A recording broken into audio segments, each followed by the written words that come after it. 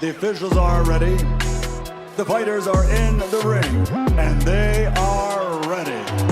So for the thousands in attendance and the millions watching around the world, ladies and gentlemen, let's get ready to rumble!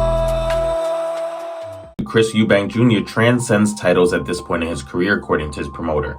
The win against Liam Smith revived talks of a possible showdown with Conor Benn, the welterweight who was set to fight Eubank at a catchweight last October, but the revelation of one of 2 positive drug tests from Benn led to cancellation of that high-profile affair.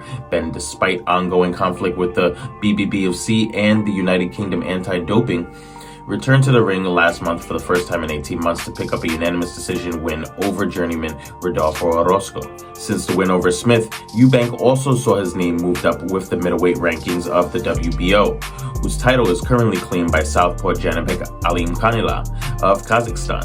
Janibek quickly took notice of the development and offered a stern challenge to the Brit on X, formerly known as Twitter. Open quote, "Now Chris Eubank is number 1 in the WBO rankings. I'll knock him out in the first round with my eyes closed. He knows it. If he agrees to fight me, this fight will have to happen in Vegas," close quote. But Janibek's title would not be much of an incentive to Eubank, according to Nisi Sarolin, who together with his brother Cali at Washman Boxing promotes the Brighton native. Not when there are names like Ben, Gennady Golovkin, and Canelo Alvarez out there. Open quote, "There's loads of other names out there at the moment," Sarolin told IFL TV. "You've got Triple G, you've got Canelo. He wants big fights. There's talks of this WBO mandatory Janibek. And it's a bit like the AJ scenario. Look, for us fans, it's probably a great fight. We'd enjoy watching it. It's the WBO title. But does it transcend? No, it doesn't transcend like a Ben, Canelo, and Golovkin fight," close quote. Janibek 14 wins, 0 losses, 9 by way of knockout, could perhaps sweeten the pot if he winds up picking up another belt later this month on October 14th when he takes on the IBF titleist Vincenzo Gualtieri at Ford Bend Epicenter in Rosenberg, Texas. However, Eubank himself rejected talks of facing the winner of Janibek and Gualtieri, stating their low commercial appeal. Open quote, "I don't know who they are," Eubank told Sky Sports. "I'm in the game, so the general public are not going to know who these guys are, which means it's hard for them to tune in if you're making it a pay-per-view event, which a world title should be," close quote. All right, guys, well, what do you think about Nisi Sarolin's statement regarding Janibek and Chris Eubank Jr.? What do you think? What do you think? Maybe if he does beat Gualtieri and there are 2 belts on the line, maybe Chris will take the fight.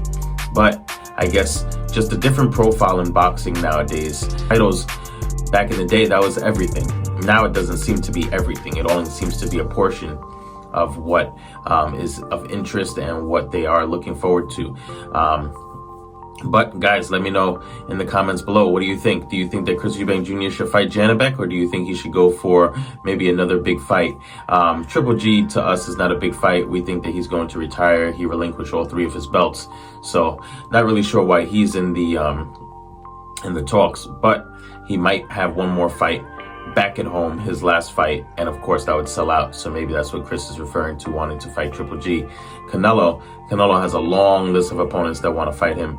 And I'm pretty sure that he already has the next 2 fights all set in his mind, one of them being David Benavidez. Not sure what the last one's going to be, but... And then Conor Benn. I think that would be a great fight for him. And imagine how much money they would make in the Conor Benn fight for them to go for a title fight, and how much money could possibly be made with Janibek. I don't know, guys. Let us know what you guys think on the topic. Let us know in the comments below. You can find us on Instagram at SportBox TV Official, X formerly known as Twitter at SportBox TV. And of course, don't forget to like, comment, subscribe, and also share the vid.